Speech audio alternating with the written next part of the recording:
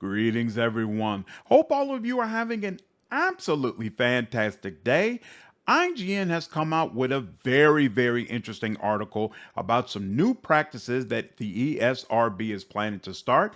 And I would like to discuss it, not only because I find this topic fascinating, but also because I don't think this IGN article really gives you the full scope of what's happening. So I want to dig into the article itself, but also give you some additional information that'll hopefully help you have a greater understanding of what's going on. And I would love to hear your own comments about whether or not the direction we're heading is a good or bad thing. So, ESRB Blast reports that it's using facial recognition technology to verify the ages of children. Now, for those who are not aware, the ESRB is the Entertainment Software Ratings Board. So basically, when you see that M for mature little signal on a video game, that's the ESRB who decides what rating they're supposed to get.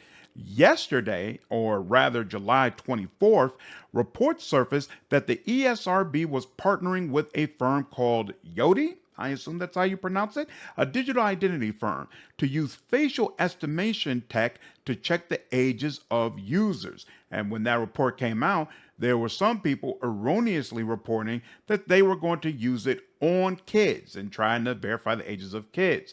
But the ESRB put out a statement to IGN making it very clear that this is not the case. Now, IGN calls it a heated statement. I don't think it's a heated statement. They're just trying to clarify that, we're not trying to gather information on your kids. So I'm going to go ahead and read what they quote from this.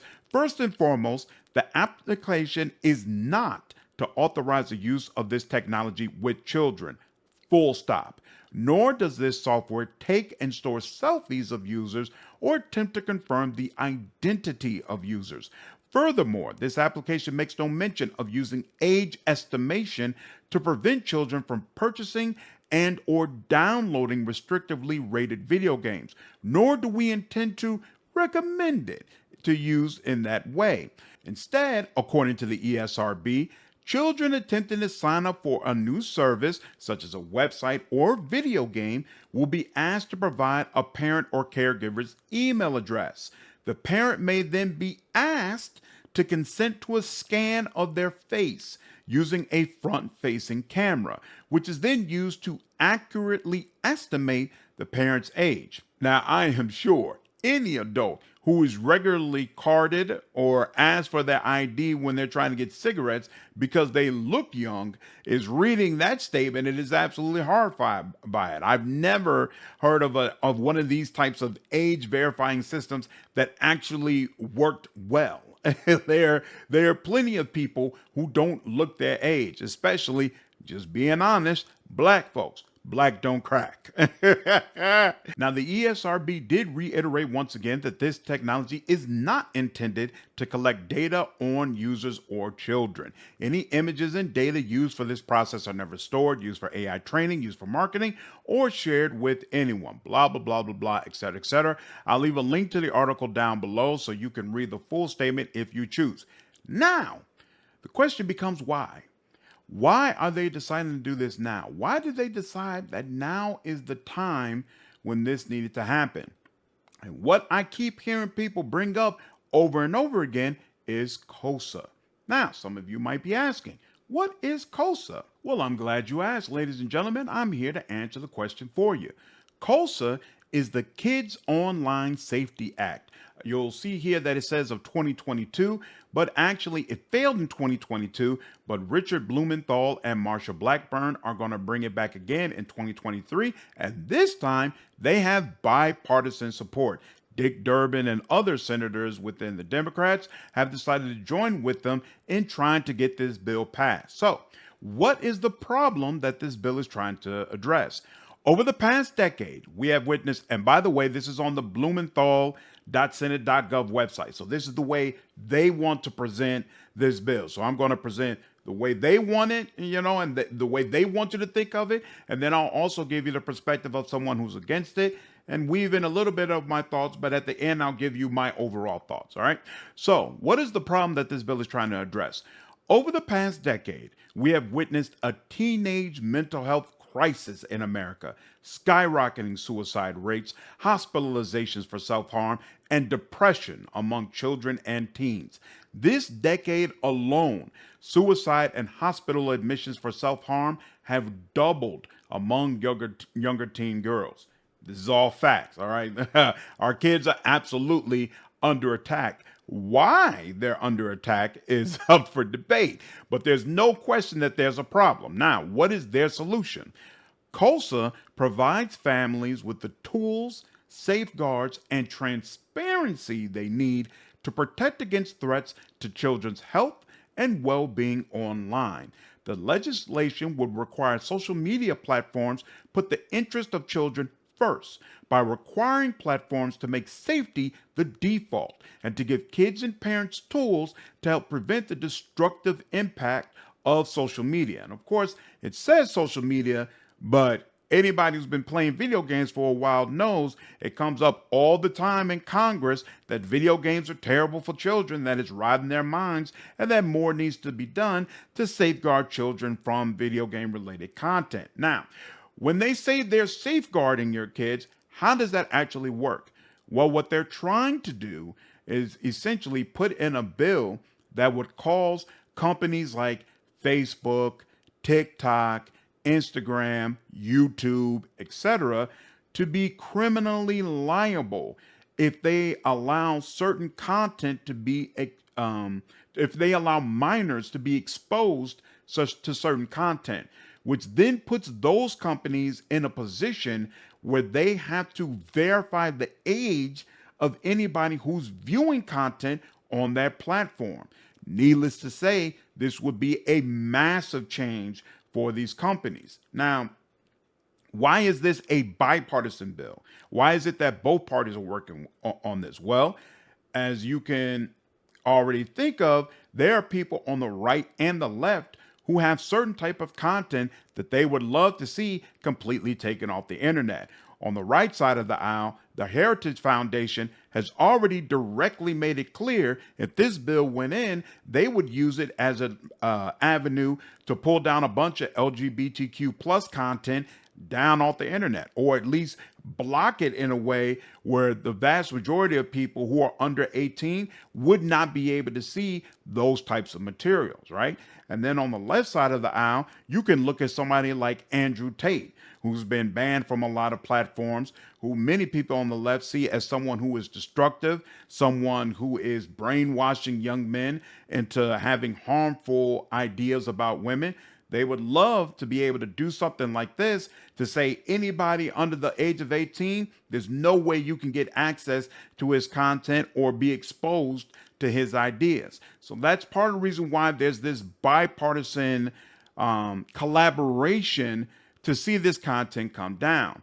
But there's another part of it as well. So let's flip over to somebody who's completely against this. So this is a TikTok from a guy named Pearl Mania 500, and I'll leave a link down in the description again to this video content.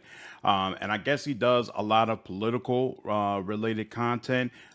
He's been to the White House talking about several issues, things of that nature. He has a 3-minute video breaking down this, and I'm actually going to let it play in full because, again, I think it reveals an aspect of this story that is not made clear by the IGN article, and is also not made clear by the way Marsha Blackburn and Blumenthal present this bill as well. 40 senators have sponsored a bill to make sure that you have to upload your driver's license before you can use your First Amendment on the internet. That's what they want. That's what this bill is. This bill is designed to make sure that they have your home address before you can actually post about anything on the internet. The bill is Senate Bill 1409. 40 senators have sponsored it, Republicans and Democrats. This isn't a left or right issue. This is a speech issue. And they call the bill the Kids Online Safety Act, or KOSA for short. But in reality, this is some garbage to make sure that they know where you live when you post. This bill, they claim, is to protect kids from restricted material on the internet. But what it's going to do is it's going to restrict the internet for everybody and then make you prove you're over 18 before you can look about anything. So maybe there's some history of America that is a little bit dicey, right? Maybe you want to learn a little bit more about the Second Amendment. Maybe there's some controversial stuff out there. Well, this bill allows every attorney general in every state of the union to make sure that they can sue internet companies like TikTok, like Facebook, like Twitter, that they can sue them if they aren't making sure that everyone who looks at controversial topics are over 18. So all these companies are going to have to keep a database of all their users to prove that everyone looking at these controversial topics are over 18. So how are they going to do that? They're going to collect your driver's license. The bill doesn't tell them, but the bill does make it very clear that all of these companies are going to have to prove that their users are over 18. The only way to do that is to have you upload information that proves that you're an adult before you're allowed to touch the rest of the web.